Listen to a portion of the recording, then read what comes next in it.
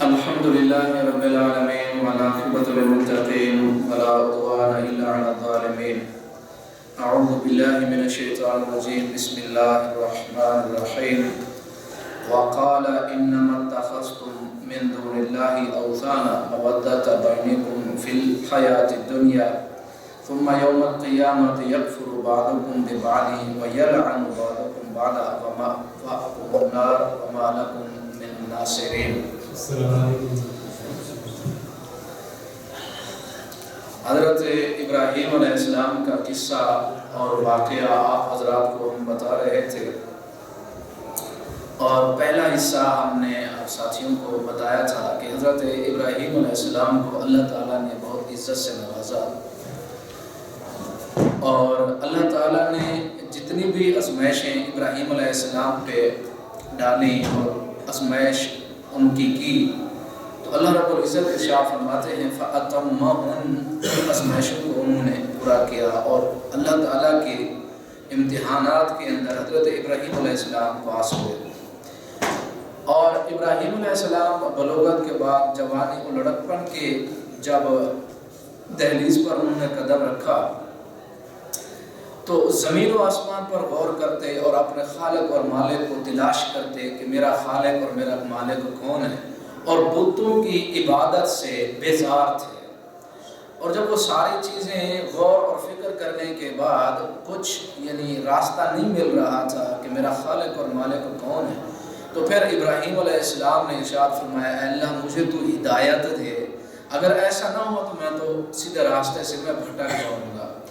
تو یہ ساری صورتحال پھر اس کے بعد نبوت اور رسالت کے بعد ابراہیم علیہ السلام نے اپنی قوم سے کس طرح خطاب کیا، کیا کیا ان کو باتیں کی، کیا دلائل دیے، اور اپنے باپ سے بھی انہوں نے بات کی تو کس انداز سے کی، اور اپنے پورے معاشرے کو جو ان کا معاشرہ بتوں کے اوپر مبنی معاشرہ تھا ان کو کس طرح وہ واعظ کرتے، تبلیغ کرتے، دلائل دیتے، وہ ساری صورتحال اللہ تعالیٰ نے اپنے قرآن مجید کے اندر بیان فرمائی۔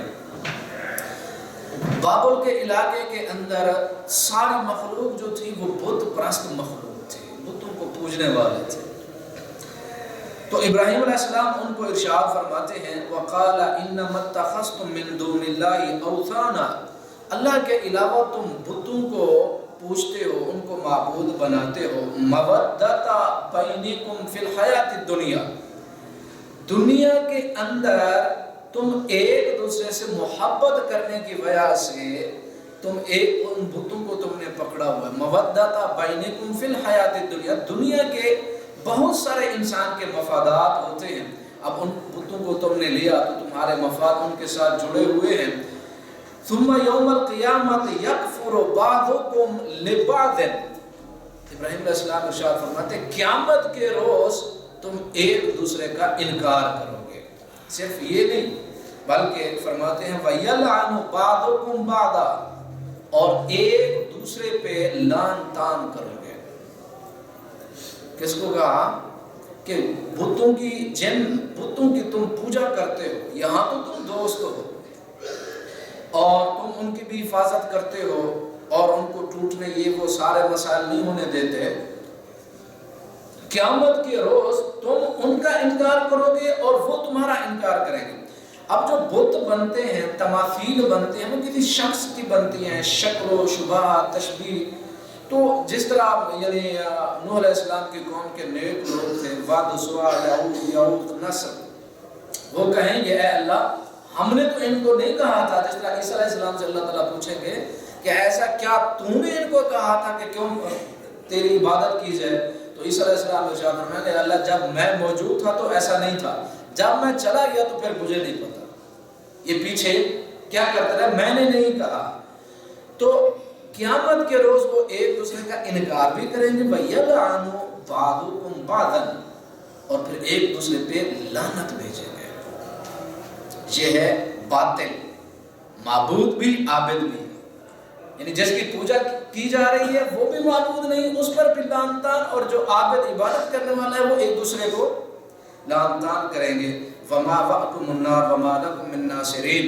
اللہ تعالیٰ ارشاد فرماتے ہیں، پھر ابراہیم علیہ السلام نے ارشاد فرمایا تمہارا کوئی مددگار قیامت کے روز نہیں ہوگا اور جہنم تمہارا ٹھکانہ ہوگا.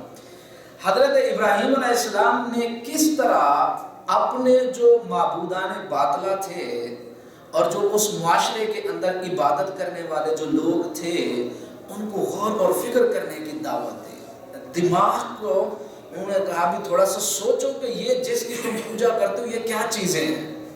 حضرت ابراہیم علیہ السلام اللہ تعالیٰ ارشاد فرماتے ہیں وَلَقَدْ آتَيْنَا إِبْرَاهِيمَ رُشْدَهُ مِنْ قَبْلِ. اس سے پہلے ہم نے ابراہیم علیہ السلام کو رشد دی، رشد، ہدایت.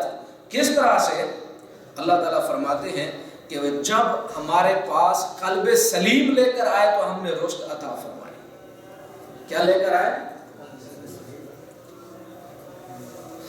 کب لے کر آئے حضرت ابراہیم علیہ السلام؟ یعنی جب ان کو شعور آیا اچھائی اور برائی کا، تو پھر اس زندگی میں ابراہیم علیہ السلام نے یہ ارشاد فرمایا کہ میں بتوں کو پوجنے والا نہ، میں نہیں پوجتا. یہ عقل سلیم ہے. ایک تو میں برائی سے نفرت کرتا ہوں اور وہ برائی میں کرتا بھی نہیں. تیسرا میں سیدھے راستے کی تلاش میں بھی ہوں. برائی سے نفرت بھی اور وہ کام میں کرتا بھی نہیں، اور تیسرا سیدھے راستے کی مجھے تلاش بھی ہے. اللہ تعالیٰ ارشاد فرمایا جب قلب سلیم لے کر آیا ہم نے اس سے پہلے نبوت رسالت سے پہلے اس کو رشد دی، ہدایت دی. اور ابراہیم علیہ السلام غلط کو غلط اور صحیح کو صحیح کہتے تھے. اور اسی وجہ سے وہ کہتے ہیں انی وجہت وجہی للذی فطر السماوات والارض. ساری محنتیں اور کوششیں کرنے کے بعد انہوں نے کہا اے اللہ میری سوچ جو ہے اے اللہ تجھے سجدے کرتی ہے، اگر تو نے مجھے ہدایت نہ دی مجھے سیدھا راستہ نہیں ملے گا. تو اللہ رب العزت ارشاد فرماتے ہیں وَقُلْنَا بِهِ عَالِمِينَ. اور ہم اس کو جانتے تھے. ابراہیم علیہ السلام کو جانتے تھے. اب یہ تین جو چیزیں کسی انسان کے اندر آ جائیں نا، برائی سے نفرت اور برائی نہ کرنا، اور تیسری چیز اللہ تعالیٰ کے راستے کو تلاش کرنے کی جستجو، اللہ تعالیٰ فرماتے ہیں ہم جانتے تھے اس کے دل کو، پھر سیدھا راستہ ہم دکھاتے ہیں. وَمَن يَتَّقِ اللَّهَ يَجْعَل لَّهُ مَخْرَجًا. ہم نکال لیتے ہیں. اور یہی اصول ہم مسلمانوں کے لیے، برائی نہ کریں، برائی سے نفرت، اور تیسری چیز اے اللہ سیدھا راستہ دے مجھے، مانگے مسلمان. پھر اللہ تعالیٰ فرماتے ہیں ہم تو دل جانتے ہیں، پھر ہم اس کو دے ہماری رحمت، ہماری نعمتیں اور ہماری برکتیں اس کے اوپر بارش کی طرح برستی ہیں، کیونکہ ہم اس دل کو کیا کرتے ہیں، جانتے ہیں کہ اس کا دل کیا چاہتا ہے. لیکن دل میں کچھ ہو، زبان میں کچھ ہو، کوئی نماز نہیں پڑھتے، کوئی مول صاحب آ رہے ہیں، وہ دل تو مان ہی نہیں رہا ہے، جو اوپر سے پھر کہنا پڑتا ہے نا، جو مول صاحب آ رہے ہیں. پھر ایسے اگر ہوتا ہے تو پھر وہ نہ دعائیں لگتی ہیں، نہ عبادتوں کا مزہ آتا ہے، کچھ بھی نہیں ہوتا ہے. تو ابراہیم علیہ السلام ارشاد فرماتے ہیں اذ قال لأبیہ وقومہ ما هذه التماثیل التي انتم لها عاکفون. ابراہیم علیہ السلام نے اپنے باپ اور قوم کو کہا یہ مورتیاں جن کی تم عبادت پوجا کرتے ہو یہ کیا چیزیں ہیں، تم ان کی عبادتیں کیوں کرتے ہو؟ ابراہیم علیہ السلام ارشاد فرماتے ہیں قالوا، انہوں نے کہا قالوا وجدنا آبانا لها عابدین. ہمارے ابا و اجداد ایسے کرتے تھے لہذا ہم بھی ایسے کرتے. اب یہ جو دلیل ہے یہ دلیل نہیں ہے، یہ عقل مندی نہیں ہے، یہ دانش مندی نہیں ہے، یہ حق کو تلاش کرنے والا مسئلہ نہیں ہے کہ جس طرح ہمارے ابا و اجداد کرتے تھے ہم بھی. یہ بندہ سمجھدار نہیں ہے. ویسے انفرادی طور پر بھی دیکھیں کہ ایک مسلمان یا ایک انسان ہے، اس کو کہو کہ یار یہ کام کیوں کر رہا ہے، وہ کہے کہ ہمارے ابا و اجداد ایسے کرتے تھے، سمجھیں کہ یہ بندہ عقل مند نہیں ہے. کیوں؟ کیونکہ جو پچھلے جو وقت اور زمانے گزر گئے اس وقت اتنی ترقی یا انسان کا دماغ اور سوچ اتنی ترقی نہیں کر چکا تھا، اور اس وقت کی تہذیب، معاشرے اور رہنا اور سہنا اور اٹھنا اور بیٹھنا اور پہننا اور سونا اور جاگنا طریقے کچھ اور تھے. آج کے کچھ طریقے کچھ اور ہے. تو وہ کہے کہ نہیں ہم اپنے آباء و اجداد کی طرح کریں گے جس طرح وہ کرتے تھے ہم بھی. تو سمجھیں وہ بندہ عقل مند ہے. عقل مند وہ ہے جو یہ کہے گا کہ یہ تم چلو وہ بھی کرتے رہے تم بھی کر رہے ہو، ٹھیک ہے یا غلط. اس سوچ میں جو بندہ آئے گا سمجھو یہ بندہ عقل مند ہے. وہ گاڑی جو چلا رہا ہے، وہ بندہ گاڑی چلا رہا ہو اور روڈ کی الٹی سائڈ پہ آ رہا ہو، اس کو کہ کیوں چلا رہا ہے؟ بھی ہمارے ہاں رواج ایسا ہے، جب آپ اس کو بولو کہ صحیح ہے یا غلط، وہ کہے گا یہ نہیں پتا، تو صاحب ذرا وہ نقصان بھی کرے گا، کچھ بھی کرے گا۔ تو مسئلہ یہ ہے کہ انسان کسی سے کچھ بھی پوچھے بھی کیوں کر رہے ہو، آباء و اجداد کا حوالہ نہ دے، وہ یہ کہ ہے صحیح ہے یا غلط، پھر اس انسان کو آپ عقل مند جو ہے وہ کہہ سکتے ہیں۔ تو ابراہیم علیہ السلام ارشاد فرماتا ہے قال لقد کنتم انتم وآباؤکم فی ضلال مبین، تم بھی، تمہارے آباء و اجداد بھی گمراہی کے اندر ہیں۔ جن انسانوں کو زندگی میں یہ بھی پتہ نہ ہو کہ صحیح ہے یا غلط، اور وہ بتوں کو پوچھتے رہیں، سارا کچھ نفع نقصان کا مالک، اور وہ کہیں کہ بس یہی عبادت ہے، جنت بھی یہیں سے ملنی ہے، اور ان کو اتنا بھی نہیں پتا کہ صحیح ہے یا غلط ہے، تو وہ ایسی زندگی ساری اور نسلیں ساری جو ہے اسی طریقے سے ساری زندگی گزارے تو وہ نقصان ہی کریں گے۔ تو قالوا اجئتنا بالحق ام انت من اللاعبین، انہوں نے کہا اگر تیرے پاس کوئی سچ ہے تو وہ میرے پاس لے آ۔ قال بل ربکم رب السماوات والارض الذی فطرہن، ابراہیم علیہ السلام نے ارشاد فرمایا تمہارا بھی رب میرا بھی رب وہ خالق ہے جس نے زمین و آسمان کو پیدا کیا۔ اب انہوں نے تو کہا تو ہمارے خالق کو جو ہے وہ بت ہے نا، ابراہیم علیہ السلام فرماتے ہیں نا ربکم، تمہارا بھی رب وہ اللہ ہے، بت نہیں ہے، تمام چیزوں کو پیدا کیا۔ وانا علی ذلکم من الشاہدین، اور میں بھی ان گواہوں میں سے ایک گواہ۔ اس کے بعد ایک اور آیت سورہ شعراء کی، حضرت ابراہیم علیہ السلام نے جو ان کو بات کی، اللہ تعالیٰ ارشاد فرماتے ہیں وَاتْلُ عَلَيْهِمْ نَبَأَ إِبْرَاهِيمَ، ابراہیم کی جو بات ہے، جو خبر آپ ان کو بتائیے، اِذْ قَالَ لِأَبِيهِ وَقَوْمِهِ مَا تَعْبُدُونَ۔ اچھا یہاں ایک لفظ ہے، اللہ تعالیٰ ارشاد فرماتے ہیں آپ ان کو جو ہے صحابہ کو، مشرکین مکہ کو، دوسرے جو نہیں مانتے، ابراہیم علیہ السلام کی ان کو بات سنیں، کیونکہ اسماعیل علیہ السلام نے وہ سارے ان کو سارے قصے پتہ تھے۔ تو ابراہیم علیہ السلام کو فرماتے ہیں اِذْ قَالَ لِأَبِيهِ وَقَوْمِهِ، اپنے باپ کو، قوم کو کہا ما تعبدون، اور جن کی تم پوجا کرتے ہو وہ کیا چیزیں ہیں؟ ما تعبدون، ما کا لفظ جو ہے یہ استعمال ہوتا ہے غیر ذی روح چیز کے لیے، غیر ذی روح چیز کے لیے۔ من کا جو لفظ ہے وہ ذی روح چیز کے لیے استعمال، ذوی العقول کے لیے استعمال ہوتا ہے، جن کے پاس عقل ہو، من مسئولہ اور ما بھی مسئولہ۔ ما تعبدون یعنی ابراہیم علیہ السلام کا کہنے کا مطلب ما تعبدون، جو مٹی کو تم پوچھتے ہو، اب وہ ذی روح چیز تو ہے نہیں کہ ذی روح ہے، مٹی ہے نا، بت جو ہیں وہ بت ہی ہیں، جب ان کے پاس عقل بھی نہیں، شعور بھی نہیں، کچھ ہے بھی نہیں، بناتے بھی خود ہو، پوچھتے بھی خود ہو۔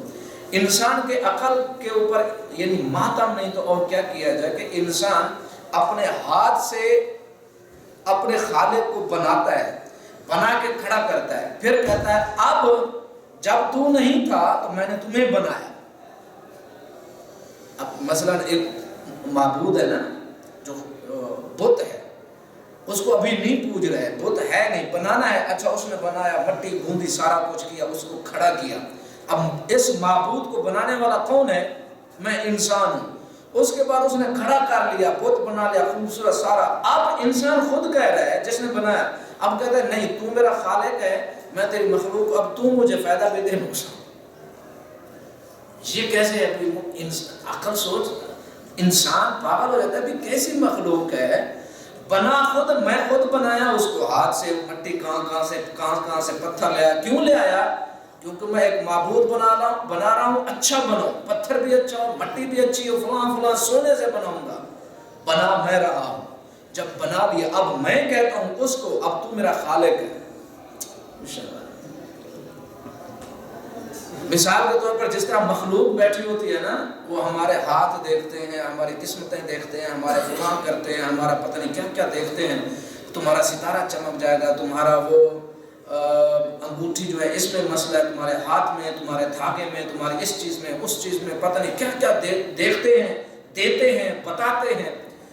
اب وہ سارے کے سارے جو لوگ ہیں ہمیں دیتے، دھاگا دیں، تھیوا دیں، مندری دیں، جی تعویذ دیں، کچھ دیں، ہمیں جو کچھ بھی دیتے ہیں اس کے عوض کچھ مانگتے ہیں کہ نہیں؟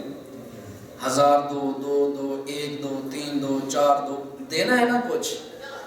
مخلوق اس انسان سے بندہ پوچھے کہ اگر تیرے اندر اتنی طاقت ہے تو اپنی معیشت کو کیوں تو مضبوط نہیں کر لیتا، ہم سے کیوں مانگ رہا ہے بھائی؟ تیری روٹی ہمارے پیسے سے، اور جو ہنر تیرے پاس ہے وہ ہنر ہمارے پیسے کو بڑھا دے گا، تو اپنی روزی روٹی کے لیے مجھ سے لے رہا ہے، اپنی روٹی کے لیے مجھ سے لے رہا ہے، اور میری روٹی تیرا ہنر بڑھائے گا، یہ کہاں کی منطق ہے؟ اگر اتنا تو بڑا کام کرنے والا تھا تو تیری روٹی روز اتنا تو بادشاہ بن جاتا جی، ملک کا وزیر، پتہ نہیں کیا سونے کے پہاڑ تیرے پاس ہوتے۔ جو تویز، جو دھاگا، جو تھیوا، جو یعنی الفاظ تیرا کام نہیں کرتے، وہ میری بگڑی، میرے مسائل، میری قسمت، میری تقدیر وہ کیسے بدل دیں گے؟ آپ انسان کہتے ہیں نہیں، بس ایک آسرا سہارا ہوتا ہے، ہو جاتا ہے جی، پیچھے ایک سٹوری لمبی بس ہو جاتا ہے، خلاص یلا رو جاؤ اور اس کے کام پر بدل۔ مخلوق سے کبھی بھی نہیں ہوتا۔ اگر مخلوق سچی ہے اس کام میں تو پیسے کبھی بھی نہ لے۔ پیسے خالق کا ایک کام ہے، خالق تو پیدا کرتا ہے، اس کو ضرورت ہی نہیں، نیب تو زمین و آسمان کے خزانے اس کے پاس ہیں۔ اگر مخلوق ایسے کام کرتی ہے، انسانوں کو نعمتیں دینے پہ قادر ہے، اس کے اپنے گھر میں بیماری قیامت تک نہیں آنی چاہیے۔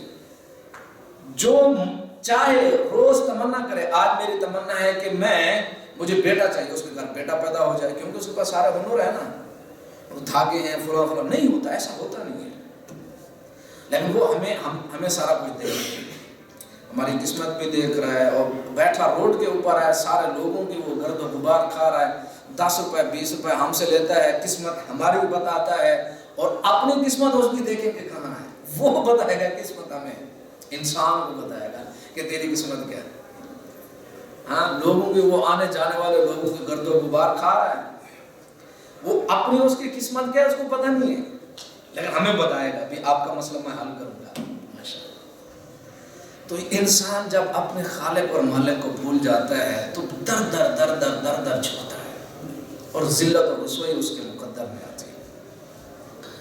تو ابراہیم علیہ السلام ارشاد فرماتے ہیں ما تعبدون، جن کی تم عبادت، یہ کیا چیز ہے؟ قالوا نعبد اصناما فنظل لها عاکفین، ہم اڑے ہوئے، ہم نہیں ہٹیں گے، ہم بتوں کی پوجا کریں گے۔ قال هل يسمعونكم اذ تدعون، جب تم ان کو پکارتے ہو سنتے ہیں، جب تم ان کو بلاتے ہو سنتے ہیں۔ او ينفعونكم او يضرون، کیا تمہیں فائدہ دیتے ہیں یا نقصان بھی دیتے ہیں؟ نفع اور نقصان کے مالک ہیں۔ یہ جو دو چیزیں ہیں نا، نفع اور نقصان، یہ مخلوق کا کام ہے ہی نہیں، مخلوق کا کام نہیں۔ ایک بات آپ سمجھ لیں، ایک چیز ہوتی ہے ما فوق الاسباب، ایک ہوتی ہے ما تحت الاسباب۔ جو ما تحت الاسباب مدد ہے، نفع اور نقصان ہے، وہ تو انسان کرتے ہیں۔ مثلا آپ بیمار ہو گئے، آپ کو انجیکشن لگا، ٹیکا لگا، ٹیبلٹ ملی ہے جی، وہ ساری چیزیں دی، یہ ما تحت الاسباب سبب ہے، آپ نے سبب اختیار کیا، بیماری ختم ہو گئی۔ انجیکشن لگوایا آپ نے، انجیکشن سے آپ کی بیماری کیا ہو گئی؟ ختم ہو گئی۔ آپ نے آپریشن کرایا، آپریشن سے وہ تکلیف کیا ہو گئی؟ یہ سارے کے سارے سبب اختیار کیے نا۔ تو سبب، یہ ما فوق الاسباب جو چیزیں ہیں وہ الگ ہے، ما تحت الاسباب جو چیز ہے وہ الگ ہے۔ ما تحت الاسباب انسان کی مدد کر سکتا ہے، مخلوق کی مدد کر سکتے ہیں۔ ما فوق الاسباب جو چیزیں ہیں انسان کی طاقت نہیں ہے۔ مثلا ما فوق الاسباب کیا چیز ہے؟ آپ بیمار ہوئے، انجیکشن لگوایا، سبب اختیار کیا، اب وہ انجیکشن اثر کرے گا نہیں کرے گا، اس پر حکومت اللہ کی ہے، مخلوق کی نہیں ہے۔ ایک ہی بیماری، ایک ہی انجیکشن، دونوں بندوں کو، اس کو بھی لگا، اس کی بیماری ٹھیک ہو گئی، یہ فوت ہو گیا۔ انجیکشن نے کام، سبب اختیار کیا، اس انجیکشن میں شفا ڈالنی کس کا کام ہے؟ اللہ کا۔ آپ کے سر میں درد ہے، دوسرے بندے کے سر میں درد ہے، ایک نے ٹیبلٹ کھائی ٹھیک ہو گیا، دوسرے نے وہی ٹیبلٹ، پین بھی اس کو وہی، لیکن وہ ٹھیک نہیں ہوا۔ اس ٹیبلٹ کو صحت میں تبدیل کرنے کی طاقت اور اس کو حکم دینا، اس بیماری کو ختم ہونا ہے، کس کا کام ہے؟ کسی مخلوق کا کام نہیں ہے۔ دھاگا وہاں کام نہیں کرتا ہے، وہاں وہ ٹوٹ کے مٹ کے لوگ ساری چیزیں وہ کام نہیں کرتے۔ یہ اللہ کا ما فوق الاسباب جو چیزیں تقدیر ہے انسان کی، آپ مختلف چیزیں اور پتہ نہیں ہزاروں قسم کی دنیا کے اندر چیزیں بکھری پڑی ہیں، یہ پہن لو وہ پہن لو، یہ کر لو وہ کر لو، کیا ہوگا؟ تقدیر بدلے گی۔ یہ ما فوق الاسباب چیز ہے، ما فوق یہ تقدیر اللہ کے ہاتھ میں ہے، مخلوق کے ہاتھ میں ہے۔ کسی انسان کا رزق تنگ ہو گیا، معیشت ختم ہو گئی، اب اس کو کیا کہیں گے کہ فلاں جگہ پر جاؤ بکرا ذبح کرو، ہو گیا جی ذبح۔ اب ذبح کرنا نہ کرنا یہ الگ مسئلہ، اس ذبح کرنے سے مسئلہ حل ہوگا نہیں، یہ طاقت میرے رب کے پاس، خالق کے پاس، مخلوق کے پاس۔ کوئی بھی مخلوق اس پر طاقت قوت نہیں رکھتی۔ آپ کو پوری ایگریمنٹ لکھ کے نہیں دے گی، مثلا آپ کہیں جا کر بکرا ذبح کریں، صحیح ہے غلط الگ مسئلہ ہے، ٹھیک ہے، آپ نے ذبح کر دیا، آپ کو وہ گارنٹی نہیں دے سکتے کہ ذبح کر دیا مسئلہ حل ہوگا، نہیں ہوگا جب تک اللہ کی طاقت اور قوت، اللہ کا حکم۔ یہ ما فوق الاسباب چیز ہے۔ انسان الٹے کام کرے، کہتا ہے کہ جھوٹ سے ہمارا کاروبار بزنس چلتا ہے، پتہ ہے جھوٹ ہے، پتہ ہے جھوٹ ہے، وہ سارا کچھ کمائے فلاں، اس میں برکت ڈالنا نہ ڈالنا، وہ پیسہ جو آیا اس کے لیے اچھا یا برا، اس کے لیے مسائل پیدا کرے گا نہیں پیدا کرے گا، یہ خالق کے ہاتھ میں، مخلوق کے، اس کو نقصان نہیں ہوگا۔ تو ایک چیز ہے ما تحت الاسباب، انسان مدد کرتے ہیں ایک دوسرے کی، معاونت، سارا کچھ۔ ما فوق الاسباب جو چیزیں اس پر قدرت اور طاقت اللہ کی ہے، مخلوق کی۔ ہم دھاگا باندھ لیں، ہم اس کو ما فوق الاسباب سمجھتے ہیں۔ دھاگا پہنے میں بازو میں درد ہے، دھاگا پہن لو، اچھا پہن لیا۔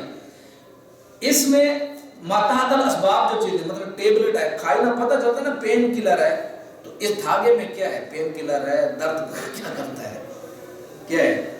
ما تحت الاسباب تو ہے نہیں، ما تحت الاسباب ہے، انجیکشن ہے، ٹیبلٹ ہے، یا کوئی اور جی سپریٹ وغیرہ ہے، کوئی اور ٹنچر ہے، کیا چیز ہے؟ کچھ بھی تو نہیں نا، دھاگا کیا ہے اس میں؟ ما تحت الاسباب تو ہے نہیں، اس کا مطلب یہ فوق الاسباب یہ نہیں، یہ بیماری پر طاقت قوت رکھتا ہے، حکم دے گا بیماری کو، یہاں سے بیماری کو چاہیے کیا کرے؟ نکل جائے، دھاگا نکال لو گے آ جائے گی، پہن لو گے نکل جائے گی۔ یہ ما فوق الاسباب میں، یہ شرک ہے اللہ تعالیٰ کی قوت کے اندر، اس کو کیا کرنا ہے؟ شریک کرنا۔ یہ بات بڑے اچھے طریقے سے سمجھ لیں کہ ایک چیز ما فوق الاسباب، ما تحت الاسباب، جو ما تحت الاسباب چیزیں انسان اسباب اختیار کرتا ہے، اختیار کرنے کے بعد بھی وہ ساری طاقتیں اللہ کے پاس ہیں۔ ضروری نہیں آپ اسباب اختیار کریں کہ مسئلہ حل ہو، پھر بھی مسلمان کو کیا کرنا ہے؟ اللہ تعالیٰ سے دعا کرنی ہے۔ اور ما فوق الاسباب مخلوق کے ہاتھ میں ہے ہی نہیں، کسی کے ہاتھ میں ہے ہی نہیں۔ اگر مخلوق ایسے کام کرتی ہے تو اس کو کہنا چاہیے کہ ہم زمین و آسمانوں پر کیا کرتے ہیں؟ قدرت اور طاقت رکھتے ہیں، اور فلاں ابراہیم علیہ السلام کو اللہ تعالیٰ نے جو ذہانت اور رشد اور ہدایت دی تھی، نمرود نے کہا کہ بھی میں رب ہوں اور فلاں تو یہ باتیں کیسے کرتا ہے کہ وہ اللہ خالق اور مالک اور رب، میں رب ہوں نا؟ تو ابراہیم علیہ السلام نے فرمایا اچھا تو رب اللہ تعالیٰ مارتا بھی ہے زندہ بھی کرتا ہوگا، تو یہ کام میں بھی کر سکتا ہوں۔ دیکھیں وہ انسان ہے نا، ابھی اس کو سمجھ نہیں آئی، وہ بادشاہ کہہ رہا ہے میں بھی مارتا ہوں جلاتا ہوں، وہ سمجھ رہا ہے ما تحت الاسباب چیزوں کو۔ کیسے؟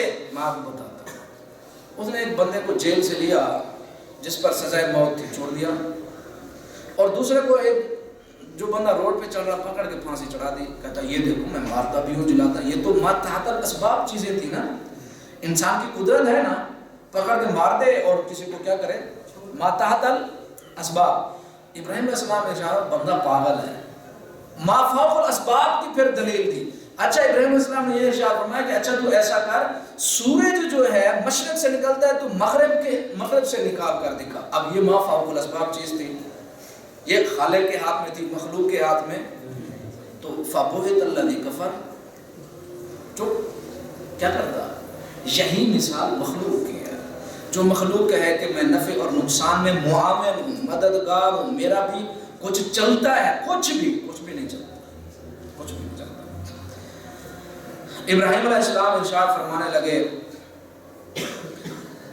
قالوا بل وجدنا آباءنا كذلك يفعلون، انہوں نے کہا کہ ہمارے آباء و اجداد ایسے کرتے تھے. قال فرأيتم ما كنتم تعبدون انتم وآباؤكم الأقدمون فإنهم عدو، تمہارے اگلے پچھلے سارے میں ان کا دشمن ہوں، میں ان کو نہیں مانتا، میری ان سے محبت نہیں. کیوں؟ اس وجہ سے کہ وہ بتوں کی پوجا کرتے تھے. صرف میں اللہ تعالیٰ سے محبت کرتا ہوں. اور فرماتے ہیں اللہ دی خلقانی فہو یہدین، جس نے مجھے پیدا کیا وہی مجھے ہدایت دے گا. والذی ہوا یطعمنی ویسقین، وہ مجھے کھلاتا بھی ہے، وہ مجھے پلاتا بھی ہے. وَإِذَا مَرِضْتُ فَهُوَ يَشْفِينِ، جب میں بیمار ہو جاتا ہوں شفا بھی دیتا ہے. وَالَّذِي يُمِيتُنِي ثُمَّ يُحْيِينِ، وہی مجھے مارے گا اور وہی مجھے. اچھا، ہم مسلمانوں کے اگر یہ جذبات ہوں کہ کوئی بھی مسلمان دوسرے کو کہے کہ مجھے اللہ کھلاتا ہے پلاتا ہے، ہماری زبانوں میں یہ الفاظ کیوں نہیں آتے؟ ہم محنت کرتے ہیں، وہ تنخواہ ملے گی تو ٹھیک ہے. کبھی دماغ میں بیٹھ کے دوستوں میں، گھر میں، بیوی بچوں کے ساتھ، بڑوں کے ساتھ، چھوٹوں کے ساتھ، کسی مجلس میں بندہ کہے کہ اللہ کا شکر ہے، وہ مجھے اللہ دیتا ہے، کھلاتا ہے، پلاتا ہے، بیماری میں شفا دیتا ہے، اللہ کا بڑا شکر ہے، اللہ اللہ کرتا ہے. ہماری زبانوں پہ نام ہی نہیں آتا. نعمتیں ہیں جتنے کھاتے کھاتے تھک جاتے ہیں اور زبان شریف میں، لیکن اس کے باوجود اللہ تعالیٰ کا نام نہیں آتا. ابراہیم علیہ السلام ارشاد فرماتے ہیں اللہ مجھے کھلاتا ہے، اللہ مجھے پلاتا ہے، بیمار ہوتا ہوں شفا دیتا ہے، وہی مجھے ہدایت دے گا. اس مسلمان کا سارا اعتماد اور بھروسہ اور یقین اور اتقان جو ہے وہ اللہ تعالیٰ کی ذات پر ہے. اور ہم مسلمان ایسا نہیں کرتے. ہم دنیا کے گرداب میں ایسے پھنسے ہوئے ہیں، ہمیں تو نظر نہیں آتا کہ ادھر جائیں، معافی بس. اور جب کوئی چیز نظر نہیں آتی پھر وہ ایک ٹیبلٹ لی کھائی تو بس خلاص، صبح اٹھے تو پھر وہی کام، سویا کھایا کھلا. یہ ایسا طرز زندگی کیوں ہے؟ اس وجہ سے کہ ہمارے دلوں کے اندر یقین والی شمع وہ جلی ہی نہیں ابھی تک. میں نے آپ کو عرض کیا کہ جب تک مسلمان کے دل اور دماغ میں ایک آیت گھس گئی نا دل اور دماغ میں، مسلمان کو کبھی بھی پھر اسلام والی طرز زندگی کو نہیں چھوڑ سکتا. یہ تو ہمارے اندر گئی نا، کوئی چیز گئی نہیں ابھی تک. ہمارے دل اور دماغ کے ان تالوں کو ابھی کسی چیز نے کھولا نہیں. اتقان یقین والی وہ صفت ابھی پیدا، صرف ایک، جس طرح وہ جگنو ہوتا ہے نا، رات کو بجھتا ہے پھر جلتا ہے، روشنی پھر. اس قسم کی بھی اگر روشنی قرآن سے یقین کی ایک تھوڑی سی چیز اگر دل اور دماغ میں بیٹھ گئی نا، جس طرح اللہ رب العزت ارشاد فرماتے ہیں کہ جو دنیا کے سارے مسائل ہیں، ویسے قرآن مجید کی جو مثالیں ہیں نا، مثالیں تمثیلات قرآنی، آپ ان کو پڑھیں لیکن فہم کے ساتھ. تو اللہ رب العزت نے ارشاد فرمایا کہ جو گمراہی ہے، جو مصیبتیں ہیں، جو تکلیفیں دنیا کی ہیں، گمراہیاں، تکلیفیں، پریشانیاں، مسائل، اللہ تعالیٰ ارشاد فرماتے ہیں زبد الرابیہ، یہ جھاگ کی طرح ہے. کس کی طرح؟ اب اس کے مقابلے میں آتا ہے یقین. جھاگ کتنا دیر رہتی ہے دھوپ میں؟ 1 گھنٹہ، 2 گھنٹہ، 3 مہینہ، 2 مہینے، سال، کتنا عرصہ رہتی ہے؟ جب دھوپ آئے گی نا، سورج، ہر چیز، وہ جھاگ کیا کرے؟ نہ اس میں وزن، نہ اس میں طاقت، نہ کسی فائدے کی، نہ انسان کے نفع کی، نہ نقصان کسی چیز، یعنی کچرا ہی سمجھو کیا ہے وہ، اس نے خشک ہو جانا. اللہ رب العزت ارشاد فرماتے ہیں جو مسائل ہیں انسان کے، جو مصیبتیں ہیں انسان کی، ان کے اندر مبتلا ہے، تکلیفیں ہیں، پریشانیاں ہیں، سارا کچھ ہے، گمراہیاں ہیں، اگر یقین کی ایک آیت آ گئی نا، ان مصیبتوں سارے میں جھاگ بن کے ختم ہو جائے. پھر دل اور دماغ کے اندر ایک ایسا پیدا ہوگا کہ اس کو چاروں طرف سے اپنی روشنی نظر آئے گی، بند دروازے نظر نہیں آئیں گے. لیکن جس مسلمان بیچارے کا دل اور دماغ میں اللہ اور اس کے رسول کی محبت کا ایک ادنا سا بھی آپ سمجھیں وہ جگنوں کی مانند روشنی نہیں ہے، تو اس میں یقین کی کمی ہے، یقین کی طاقت کی کمی ہے، اس میں اعتماد نہیں، بھروسہ نہیں، اس کے اندر آگے جانے والی زندگی کے لیے کچھ کرنے کی لگن اور شوق اور تمنا اور آرزو اور تڑپ نہیں۔ جب نہیں تو آپ نماز میں جائیں نہ جائیں برابر۔ گناہ کرنے کا آپ کو تکلیف نہیں ہوگی، نیکی کرنے کی آپ کو خوشی ہوگی۔ اگر ایسا مسئلہ ہے تو سمجھیں دل اور دماغ جو ہے وہ اس چیز کو قبول نہیں کر رہا۔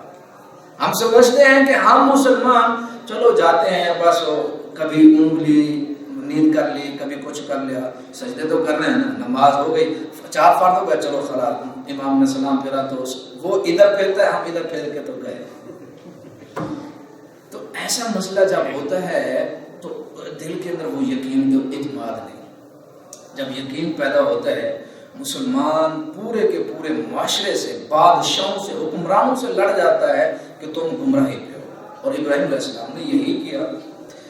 تو ابراہیم علیہ السلام ارشاد فرماتے ہیں والذی اطمع ان یغفر لی خطیئتی یوم الدین، میں اللہ تعالیٰ سے یہ آرزو اور تمنا اور خواہش اور میری آرزو ہے کہ اللہ تعالیٰ قیامت کے روز، مجھے امید ہے اللہ تعالیٰ پر، میرے اللہ تعالیٰ گناہ معاف کر دے گا۔ رب حب لی حکما، اے اللہ مجھے حکمت عطا فرما، مجھے حکمت عطا فرما۔ حکمت کیا چیز ہے؟ بڑی زبردست چیز ہے۔ دیکھیں جس بندے کی اپنی سوچ نہیں نا، وہ مسکین آدمی ہے۔ جس بندے کی اپنی مثلا کوئی مسئلہ ہو نا گھر میں، بھائی ہوں چھوٹے بڑے، وہ پوچھے بھی آپ بتائیں اس مسئلے میں آپ کیا کہتے ہیں، وہ کہتے ہیں ٹھیک ہے آپ جو کہتے ہیں ٹھیک ہے۔ اس کو نہیں پرواہ فائدہ ہو رہا ہے، نقصان ہو رہا ہے، اچھا ہو رہا ہے، برا ہو رہا ہے، جی اپنا فائدہ ہے، دشمن کا فائدہ ہے، کس کا؟ وہ کہتا ہے خلاص جو ہو رہا ہے، کوئی سوچ نہیں نا۔ اچھا دوسرا بندہ ہو آیا، اس نے کہا کہ تیرا باپ ابھی تو تیرے خلاف بات کر رہا ہے، یہ تیرے لیے نقصان، وہ پھر بڑا ہوتا ہے، یہ تو غلط ہو رہا ہے۔ وہ باپ ہوتا ہے پھر تیرے کو کیا ہو گیا؟ نہیں غلط ہو، کیا ہوا؟ مجھے فلاں کہہ رہا تھا، فلاں ابھی تو تجھ سے پوچھا بھی ٹھیک ہے، ابھی تو بڑا پڑا کیوں؟ اس نے کہا تیری سوچ کدھر ہے؟ نہیں ٹھیک ہے۔ یہ آپ دیکھیں انسان، وہ مسلمان جس کی اپنی کوئی سوچ نہیں کہ میں کیا کرنا چاہتا ہوں، وہ مسکین آدمی ہے۔ کیسے؟ ہوا، وہ اتنا ہلکا انسان ہے۔ ہلکا سمجھتے ہیں؟ ہلکا کا مطلب ہے بعض زبانوں میں نا بڑے غلط معنی بن جاتے ہیں۔ ہلکا کا مطلب یہ ہے کہ اس کا وزن کوئی نہیں۔ ہلکا کا مطلب یہ ہے، ٹھیک ہے، اس کا اپنا وزن۔ اب جو ہوا آئے گی اس کے ساتھ وہ، ادھر ہوا آئے گی تو ادھر، ادھر آئے گی تو ادھر۔ لیکن جس آدمی کی اپنی سوچ ہے نا، آندھی بھی آ جائے وہ اپنی جگہ پر کھڑا رہے گا، وہ کہے گا نہیں، جس بات میں نے جو کہی وہ صحیح ہے۔ وہ بندہ قیمتی ہے جس کی اپنی سوچ ہے۔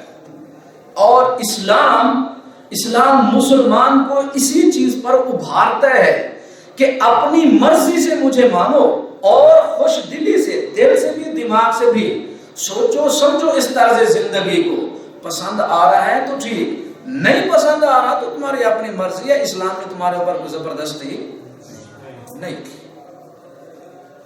تو اسلام اس چیز پر ابھارتا ہے کہ اپنی تمہاری سوچ ہونی چاہیے، اور جس بندے کی اپنی سوچ ہے وہ اسلام تک ضرور پہنچتا ہے، حق تک ضرور پہنچتا ہے۔ جس کی اپنی سوچ نہیں، وہ کہتا ہے ٹھیک ہے، کھاتے رہو پیتے رہو، خلاص شادی بیاہ کرو، بچوں کے لیے سارا مسئلہ کس کام میں پڑ گئے، سوچ ٹینشن ہوتی ہے، سوچنے سے بندہ پریشان ہو جاتا ہے جی۔ تو اس وجہ سے مسلمان کو سوچنا چاہیے، اپنا ایک پوائنٹ آف ویو ہونا چاہیے مسلمان کا، انسان کا، کہ میں زندگی گزار رہا ہوں کیوں، کیسے، وہ ساری ہر ایک چیز میں بندہ اپنی ایک سوچ رکھتا ہے۔ تو ابراہیم علیہ السلام ارشاد فرماتے ہیں اے اللہ مجھے حکمت عطا فرما۔ حکمت مطلب اچھائی اور برائی کے اندر میں تمیز پیدا کر سکوں۔ وَأَلْحِقْنِي بِالصَّالِحِينَ، اور مجھے نیک لوگوں کے اندر شامل فرما۔ ایک اور آیت حضرت ابراہیم علیہ السلام کے متعلق اللہ رب العزت ارشاد فرماتے ہیں وَإِنَّ مِن شِيعَتِهِ لَإِبْرَاهِيمَ۔ شیعاتِ کے جو لفظ ہیں، یہاں بعض لوگ کہتے ہیں کہ دیکھو ابراہیم علیہ السلام کے متعلق اللہ تعالیٰ نے شیعہ کا لفظ استعمال کیا، لہذا ہم ابراہیمی شیعہ ہیں۔ سمجھ آ رہی ہے؟ کہتے ہیں ابراہیمی شیعہ. شیعہ کا ایسا لفظ عربی کا مطلب گروہ. شیعہ کا مطلب تو اللہ رب العزت یہاں ارشاد فرما رہے ہیں کہ وَإِنَّ مِن شِيعَتِهِ لَإِبْرَاهِيمَ، اس کے گروہ میں سے ابراہیم، کس کے؟ نوح علیہ السلام کے گروہ سے، ان کی تعلیمات میں سے، ان کے ماننے والوں میں سے ایک ابراہیم بھی تھا. کن کے ماننے والوں میں تھے؟ نوح علیہ السلام کی جو تعلیمات تھیں، جو شریعت. اللہ تعالیٰ تو یہ کہہ رہے ہیں. تو جو بندہ نہ جانتا وہ کہتا ہے نہیں، ابراہیم علیہ السلام کے لیے لفظ شیعہ آیا لہذا ہم ابراہیمی شیعہ، تو لہذا سب سے اچھے مومن ہم ہیں. مسلمان بھی نہیں کہتے، ٹریک آخری سٹیپ پہ بھی ہم مومن ہیں. اور قرآن مجید کے اندر ایک جگہ یہ بھی اللہ تعالیٰ نے ارشاد فرمایا کہ جہنم کے اندر جانے والا ایک گروہ، وہاں گروہ کے لیے شیعہ کا لفظ استعمال. پھر اس وقت بھی تم ہی ہو، پھر ادھر بھی جہنم والا گروہ کی طرف. تو مطلب یہ سیدھے سادے جو قرآن مجید کے جو الفاظ آیات بندے کو پتہ نہیں ہوتا تو پھر جو بندہ جس طرح مرضی چاہے کرے. اذ جاء ربہ بقلب سلیم، جب قلب سلیم کے ساتھ اللہ تعالیٰ کے پاس پہنچے، یعنی اللہ تعالیٰ نے سارا ابراہیم علیہ السلام پہ امتحان لیا. اذ قال لأبیہ وقومہ ماذا تعبدون، قوم کو اور باپ کو کہا کہ تم کن کی عبادت کرتے ہو؟ ائفکن آلہۃ دون اللہ تریدون. ائفکن، افک کا مطلب ہوتا ہے یعنی ایسے پروپیگنڈا، خیالی، بناوٹی. تو ابراہیم علیہ السلام ارشاد فرماتے ہیں اللہ کے علاوہ بناوٹی اور من گھڑت اور خیالی معبودوں کی تم پوجا کرتے ہو جن کی کوئی حقیقت ہی نہیں ہے، جن کی کوئی حقیقت اس وجہ سے نہیں ہے کہ جن کی مٹی تمہارے ہاتھوں سے گوندی گئی، پانی تم نے ڈالا اور مٹی تلاش تم نے کی، ان کو تراشا، ناک کان آنکھیں زبان بنائی، پھر ان کو تم کہتے ہو کہ اب تم میرا کیا ہے. جس طرح بندے جاتے ہیں نا قبرستان میں ایک میت کو دفنانے کے لیے، اپنے کندھوں پہ اٹھایا، اس کا پہلے جنازہ غسل دیا، اس کو اپنے ہاتھ، اپنی مرضی سے وہ ہاتھ بھی ادھر ادھر، حرکت بھی ختم ہے، دیکھ بھی نہیں سکتا، وہ کچھ بھی تو نہیں نہ کر سکتا. بندے اس کو نہلاتے، غسل کراتے، سارا کفناتے، دفناتے، نماز پڑھتے، جب دفن کر دیتے مٹی ڈال دیتے. اب کہتے تو ہمارا مولا. اب جو ہے تو کیا ہے، سنتا بھی ہے، دیتا بھی ہے، فلاں فلاں. وہ اپنی زبان سے کہتا ہے جو زندگی گزارے، وہ کہتا ہے میں ایسا نہیں کر، نہیں تو دیتا ہے، ہمیں پتا تو دیتا، تجھے نہیں پتا، تو خالق ہے تجھے نہیں پتا ہے. تو ابراہیم علیہ السلام نے ارشاد فرمایا فنادر نظرۃ فی النجوم. اچھا یہ آگے ایک اور بات آ رہی ہے کہ ابراہیم علیہ السلام جو ہے آگ کے اندر کیسے گئے اور ان بتوں کے ساتھ کیا کیا، وہ سارا میں آپ کو ایسے ہی بغیر آیات پڑھے آپ کو بتاتا ہوں ایک خلاصہ. کہ ابراہیم علیہ السلام کو جب انہوں نے کہا کہ چلو، باپ نے کہا جو میلہ لگتا تھا میلے کے پاس جو ہے وہ ہمارے ساتھ آپ چلو، تو انہوں نے ابراہیم علیہ السلام نے اوپر دیکھا اور کہا کہ انی سقیم، میں کیا ہوں، میں بیمار ہوں، تمہارے ساتھ نہیں جا سکتا. اس سے پہلے ابراہیم علیہ السلام ان کو کہا کرتے تھے وَتَاللَّهِ لَأَكِيدَنَّ أَصْنَامَكُمْ، میں تمہارے ان بتوں کے ساتھ کچھ کروں گا. تو بعض راویوں نے کہا کہ وہ پوشیدہ کہتے تھے، لیکن بعض لوگوں نے یہ باتیں سن لی تھی کہ ابراہیم علیہ السلام اپنا ارادہ ظاہر کرتے تھے لَأَكِيدَنَّ أَصْنَامَكُمْ، تمہارے معبودوں کے ساتھ کچھ کروں گا. اب وہ جب چلے گئے تو پھر ابراہیم علیہ السلام نے کیا کیا کہ ایک کلاڑا لیا اور کلاڑا لے کے سارے معبود، کسی کا ناک کاٹا، کسی کا کان کاٹا، کسی کی زبان کاٹے، کسی کا پاؤں کاٹا، کسی کی ٹانگ کاٹ دی، وہ سارے کو بنا کے نا سارا کچھ، تو پھر بڑے کے کندھے کے اوپر کیا کر لیا، کلاڑا رکھ دیا. وہ جب واپس آیا تو انہوں نے کہا کہ ہمارے معبودوں کے ساتھ یہ کس نے کیا؟ تو انہوں نے کہا تمہیں یاد ہے کہ ایک نوجوان ہمارے معبودوں کے متعلق یہ کہتا تھا لَأَكِيدَنَّ أَصْنَامَكُمْ، تو کون ہے؟ کہتا وہ ابراہیم، اس کو لے پکڑ کر لے آئے. پھر انہوں نے کہا کہ اب اس کا جو فیصلہ ہے پوری قوم کے سامنے ہوگا. پوری قوم کو جب جمع کیا گیا تو ابراہیم علیہ السلام نبوت اور رسالت بھی یہی چاہتی ہے کہ جو حق اور سچ سارے مخلوق کے سامنے واضح ہو. جو میں بات کروں وہ سارے مخلوق کیا کرے، پہلے تو ایک ایک سنتا تھا نا، اور وہ سنانے کی کوشش کرتے، وہ سننے کے لیے تیار نہیں ہوتے. یہ جو مسئلہ آ گیا پھر انہوں نے کہا اکٹھا، پھر ٹھیک ہے جی اکٹھا کرو. جب اکٹھا کیا گیا تو ابراہیم علیہ السلام سے پوچھا گیا اَأَنْتَ فَعَلْتَ هَذَا بِآلِهَتِنَا بِإِبْرَاهِيمَ، اے ابراہیم ہمارے معبود کے ساتھ یہ تو نے کیا ہے؟ تو ابراہیم علیہ السلام نے ارشاد فرمایا قَالَ بَلْ فعلہ کبیرہم، ان کے بڑے نے کیا، مجھے کیا پتا ہے، جو بڑا وہ تو تھا نا اس نے کیا، فاسألوہ ان کانوا ینطقون، اگر یہ بول سکتے ہیں نا ان سے پوچھو۔ اب یہاں انسان کے عقل پر چوٹ ماری گئی ہے کہ تم عقل کے اندھے ہو، تمہارے معبودوں کو میں نے کاٹا، ناک، کان، ٹانگ، ہاتھ، زبان، فلاں فلاں، وہ تمہارے معبود میرا کچھ نہیں بگاڑ سکے، تمہیں کیا دیں گے؟ اچھا پھر تمہیں یہ بھی پتہ نہیں چل سکتا کہ کس نے کیا، تو بڑے سے پوچھ لو نا، وہ بول بھی نہیں سکتا تو تمہارے نفع اور نقصان کے مالک کب ہے؟ نہیں ہے نا۔ تو اس وقت ابراہیم علیہ السلام کے پاس جو ہے وہ سارے، اللہ رب العزت ارشاد فرماتے ہیں ثم نوکسوا علی رؤوسہم، پھر وہ سر جھکا کر، شرم کی وجہ سے سر جھکا دیے انہوں نے۔ اکثر لوگ تو اسی وقت مسلمان ہو گئے، اکثر لوگ۔ تو یہ انبیاء کی دعوت کا ایک اسلوب ہے، آپ کسی بھی انسان کو، کسی مسلمان کو سمجھائیں اچھائی اور برائی، اس کے دماغ پر آپ چوٹ ماریں اور جذبات پر چوٹ، مطلب یہ ہے نا کہ گالی شروع کر دیں، مطلب یہ ہے کہ دلیل ایسی ہو جو دماغ کو اپیل کرے، دماغ کو سوچنے پہ کیا کرے، مجبور کر دے۔ یہ نہیں کہ آپ کسی کو دیکھیں کہ نماز جاتا نہیں نماز پہ، 3-4 گالیاں اس پہ جی، اور سختی سے اس سے انسان کو اثر نہیں ہوتا ہے، بندہ ٹس سے معصوم نہیں ہوتا، چاہے اولاد ہی کیوں نہیں، انسان کی اولاد ہی کیوں نہیں۔ آپ ایک دفعہ تھپڑ ماریں گے، 2 مرتبہ، 3 مرتبہ، وہ بچہ جو آہستہ آہستہ برداشت کے قابل ہوتا چلا جائے، اس کی قوت برداشت آہستہ آہستہ اکٹھی ہوتی چلی جائے گی۔ ایک سٹیج ایسی آتی ہے کہ بچے کو آپ مارتے رہیں، جب تھک جاتے ہیں نا پھر وہ کھڑا ہو جاتا ہے، تھک ہے اور مار لو، ہاں یہ کیا ہے، یہ ضد ہے۔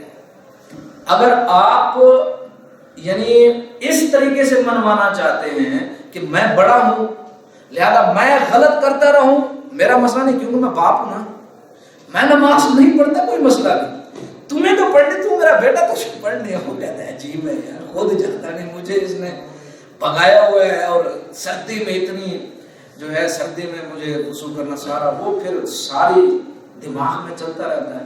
لیکن اگر آپ اپنی اولاد، نسلوں، کسی بھی انسان کو سمجھانا چاہتے ہیں تو آپ جو ہے ایسی دلیل دیں جو سوچنے پہ مجبور کرے، جو جذبات کو بھڑکائے۔ لیکن آپ زبردستی کرنے کی کوشش کریں گے تو وہی بندہ آپ کے خلاف ہو جائے۔ آپ اچھا ایک اور بھی مسئلہ ہے، آپ سچے ہیں، نماز بھی پڑھتے ہیں، سارا کچھ کرتے ہیں، لیکن زبردستی منوانا چاہتے ہیں، کیا کرتے ہیں؟ زبردستی منوانا چاہتے ہیں۔ کوئی بندہ بھی اس قسم کی دلیل نہیں مانتا، آپ کے اولاد بھی نہیں مانے گا۔ سارا دن نا، ساری رات قرآن پڑھ پڑھ کے سناتے رہے، آپ کو سناتے رہے، وہ ٹھیک ہے ٹھیک ہے ٹھیک ہے ٹھیک ہے، جب اٹھیں گے تو اسی وقت سارا کوئی ختم۔ زبردستی انسان کی فطرت ہے، زبردستی کو نہیں مانتی، اور محبت کی زبان اور دلیل کی زبان یہ انسان کی فطرت ہے۔ آپ کا جتنا بڑا دشمن، جتنا بڑا دشمن، آپ اس سے محبت اور اخلاق سے پیش ہے، اور دلیل دیں جو اس کے دماغ کو اور اس کے جذبات کو بھڑکا دے، تو وہ آپ کا بڑے سا بڑا دشمن بھی ہے، وہ کیا کرے گا، وہ زیر ہو جائے گا۔ تو یہ جو دلیل ہے یہ بڑی زبردست، یہی طرز طریق جو ہے اپنی اولاد میں بھی، انبیاء کا یہی اسلوب ہے، انبیاء کا کیا ہے، یہی طریقہ کار۔ ابراہیم علیہ السلام جو ہے انہوں نے خواب جب دیکھا کہ بیٹے کو کہا انی ارا فی المنام انی اذبحک، بیٹا کہ میں نے خواب دیکھا ہے میں تجھے ذبح کر رہا ہوں، فانظر ماذا تری، تیرا کیا ارادہ ہے؟ اب نبی ہے نا، رسول ہے، بیٹے کو کیا کہہ رہا ہے؟ اب پیغمبر کی جو خواب ہوتی ہے وہ وحی ہوتی ہے، کیا ہوتی ہے؟ اب اس میں کسی قسم کا کوئی شک بھی تو بیٹے کو لے جاتے ذبح کر دیتے، بات ختم، ہاں؟ اس طرح اللہ تعالیٰ عبادت قبول ہی نہیں کرتا ہے۔ بھی خوشی سے آؤ، دل دماغ مانتا ہے تو آؤ، نہیں مانتا تو خلاص جاؤ، پھر تلاش کرو کہ حق اور سچ کہاں ہے۔ تمہارے دل اور دماغ کو یقین کب آئے گا، کہاں تمہارا دل اور دماغ ٹھہرتا ہے؟ تو اس وقت ابراہیم علیہ السلام نے اپنے بیٹے سے پوچھا، فرد تمہارا، تو کیا کہتا ہے؟ پیغمبر کو تو نہیں نہ کہنا چاہیے، اب سچ بھی ہے، حقیقت بھی ہے، سارا کچھ ہے، اللہ تعالیٰ فرماتا ہے ذبح کر دو، ہیں جی، لے جاتے کیا کرتے، नहीं पूछा। अब जब पूछ लिया तो बेटे ने कहा या अबती फअल मा तुमर सताजदुनी इंशाअल्लाह, ऐ अब्बा जान आप वो काम कर गुजरिए। अब ये जो सिचुएशन सूरत हाल है इसमें काम में और मजा है, बाप भी राजी और बेटा भी खुशी से जाएंगे। लेकिन अगर काम होता उल्टा तो फिर तो काम होता ही ना। और इतनी बड़ी अल्लाह ताला उनको मंजिलत और इज्जत और शान और शौकत, वो जो अल्लाह ताला इरशाद फरमाता है इन्ना इब्राहिम काना उम्मा, उम्मत है, पूरी दुनिया के लिए इमाम है। तो ये उसलूब है, हम जो ये किस्से सुनते हैं इनसे हमें सीखना चाहिए कि अंबिया का तौर तरीका जो है दलील का समझाने का ये होता था कि अगर आप किसी को समझाते हैं तो अकल समझे, उसको माने, जब मान ले तो फिर देखें जिंदगी में सुकून कैसे आता है। आज मिसाल के तौर पर खामद और बीवी है, उनकी जिंदगी है। खामद कहता मैं घर का मालिक, मैं पता नहीं क्या बला हूं, वो सारा दिन रात जो है उसके ऊपर, अपनी भी गलती है तो फिर भी उसके ऊपर, दूसरे की गलती फिर भी उसके ऊपर है जी। नाजायज सख्तियां करते करते फिर औरत भी क्या हो जाती है, टेढ़ी हो जाती है। जब टेढ़ी हो जाएगी जिंदगी में सुकून खत्म। अल्लाह के रसूल सल्लल्लाहु अलैहि वसल्लम ने इरशाद फरमाया मुझे 3 चीजों से मोहब्बत है, बीवी से, किससे, खुशबू से, और नमाज मेरी आंखों की ठंडक है। नमाज क्या है? हम कहते हैं कि बच्चों को खुशबू लगाओ ना, क्योंकि जिन आ जाता है। हमारी सोच ही उल्टी, जहां पाकीज़गी और तहारत है ना, सफाई है, वहां जिन्नात नहीं आते हैं, वो गंदगी गिलासत में रहेंगे। आपकी सोच ठीक है, अकीदा सही है, कुरान पढ़ते हैं, नमाज पढ़ते हैं, खुशबू और इस किस्म का, मत जिन्नात का वहां क्या काम? शयातीन जो है वो गंदगी गिलासत में रहते हैं। हमें अपने माहौल और इस चीजों को साफ करने से। इसी तरह बीवी से आप सल्लल्लाहु अलैहि वसल्लम मुझे क्या है, और हमारा जो मुआशरा क्या है, वो कहता है कोई बंदा अगर कहे कि नहीं मैं अपनी बीवी से बड़ी मोहब्बत, देख अपनी बीवी का गुलाम है। इस्लाम जो है, इस्लाम पिसे हुए तबके को इज्जत ऐसे देता है, आसमान पर पहुंचा देता है। औरत कमजोर जात है ना। हजरत अबू बकर सिद्दीक रज़ियल्लाहु ताला अन्हु ने इरशाद फरमाया था, जब खिलाफत वो सारा जो कुछ हुआ, पहला खुतबा, उसमें क्या इरशाद फरमाया पता है आपको? उन्होंने फरमाया था आज जो अपने आप को ताकतवर समझता है ना, वो मेरी नजर में कमजोर है। जो ताकतवर समझता है मेरी नजर में कमजोर है, और जो कमजोर है मेरी नजर में वो ताकतवर है। क्यों?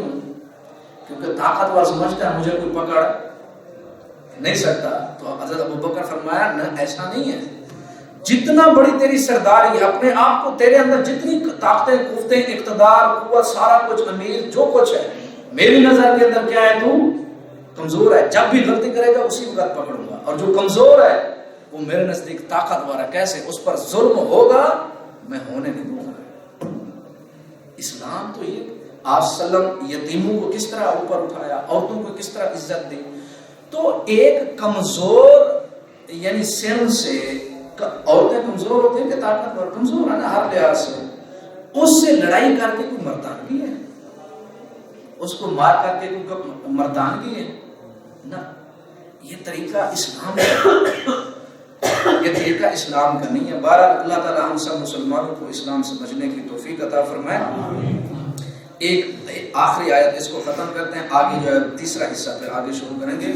उसके बाद इब्राहीम अलैहिस्सलाम इरशाद फरमाते हैं, जब ये बोलते भी नहीं, सुनते भी नहीं, नफ़े के मालिक भी नहीं, नुकसान के मालिक भी नहीं, फरमाते हैं अफ़तअबुदून मिन दूनिल्लाहि मा ला यनफ़उकुम शय'अन व ला यदुर्रुकुम उफ़्फ़िल लकुम व लिमा तअबुदून मिन दूनिल्लाह उफ़्फ़िल लकुम।